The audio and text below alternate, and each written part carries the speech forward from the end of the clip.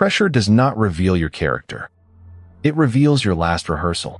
In the next few minutes, you will write one rule for the exact second emotion tries to choose your behavior. The worst time to invent a response is when your pulse is rising. Your attention narrows. Several options appear. Each one demands a decision. That delay gives the strongest emotion more time to take the controls. Picture a tense meeting. Someone says your work is careless. 5 impulses arrive at once. Defend every detail. Attack their work. Speak faster. Shut down. Leave. You may not control which impulse appears first. You can control whether it writes your next move. Most people aim at the wrong target. They tell themselves to stay calm. But calm is a state. It is not an action. You cannot reliably command a state when pressure is already climbing. You can command where you look, how fast you speak, what question you ask, or whether you touch the send button. That difference matters. Emotional control is not making anger disappear. It is preventing anger from selecting the most expensive behavior. Strong responses are decided before the room gets loud. Athletes rehearse what happens after a mistake. Speakers prepare a recovery line for losing their place. Emergency teams connect specific signals to specific actions. They reduce invention when invention is most costly. The structure is simple. When this happens, I do that. The first half must be visible. Not when I feel overwhelmed. A camera cannot capture overwhelmed. Choose a trigger a camera could record. Your voice speeds up. Your shoulders rise. You read the same sentence 3 times. You reach for your phone after criticism. You start explaining before the other person finishes. The second half must be physical and brief. Lower your speaking speed. Put both feet still. Ask for one example. Read the final sentence again. Place the phone face down. Actions work because they do not require you to win an argument inside your head first. Now return to that tense meeting. The criticism becomes personal. Your rule is already written. When the comment shifts from the work to me, I slow my next sentence and ask for one specific example. Anger may remain. Your behavior returns to evidence. A trigger action rule closes the exits pressure creates. Without a rule, every impulse becomes a possible route. With a rule, the next 5 seconds already have a job. Consider the final kilometer of a difficult run. Your mind says, I cannot hold this. Debating that sentence consumes attention. A mechanical rule is cheaper. When the urge to slow down appears, relax my hands, check my posture, and hold the current pace to the next lamppost. The lamppost matters. It turns a dramatic verdict into a visible task.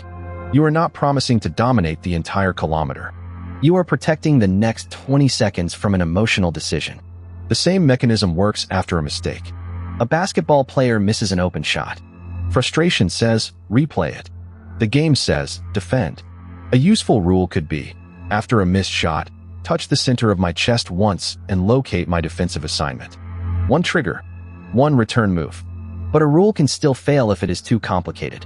Suppose your response requires 6 breaths, a motivational phrase, 30 seconds alone, and perfect concentration. That is decoration. Pressure makes complexity expensive. Stress test the rule before trusting it. Ask 3 questions. Can I identify the trigger in 1 second? Can another person see the action? Can I complete it inside the situation? If any answer is no, cut the rule. Bad rule. I will stay confident during the presentation. Confidence cannot tell your body what to do next. Better rule. If I lose my place, I look at the slide title and state the main point in 1 sentence. Bad rule. I will not get angry after a disputed call. Better rule. After the whistle, I turn toward my position and name my next assignment. The emotion does not need permission to exist. It simply loses permission to direct the next action. Your rule must protect performance, not pride. Blindly following a plan can look tough while producing worse decisions. If your running form breaks, forcing the same pace is not control. If new evidence destroys your argument, repeating it louder is not discipline. Build reality into the response. If my technique breaks twice, I reduce the load. If I cannot support a claim, I write down the challenge and verify it later. If my voice rises, I deliver the next sentence at half speed. These rules preserve adjustment. They do not reward stubbornness. Rehearsal is where the rule becomes available under pressure. Do not picture only the perfect performance. Rehearse the interruption. Picture forgetting a sentence, seeing the slide title, and stating the main point. Picture reading an insulting message, writing a reply, and leaving it unsent for 10 minutes. Run the sequence 3 times. Slowly, then once at normal speed. You are not manufacturing emotion. You are making the recovery action familiar enough that it needs less invention. Tonight, choose tomorrow's most predictable pressure moment. Write one visible trigger. Add one brief action. Use this exact format. When this specific event happens, I perform this specific move. Rehearse it 3 times. Test it once tomorrow.